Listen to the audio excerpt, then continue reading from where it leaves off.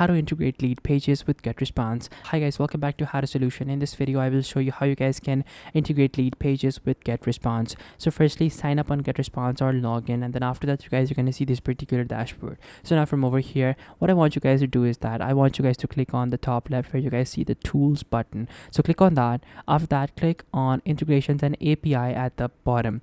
So once you guys click on over there, that's going to take you guys over here to all of their integrations panel. Now from over here, you guys can see all the integrations that they offer, and you guys can integrate all of these softwares.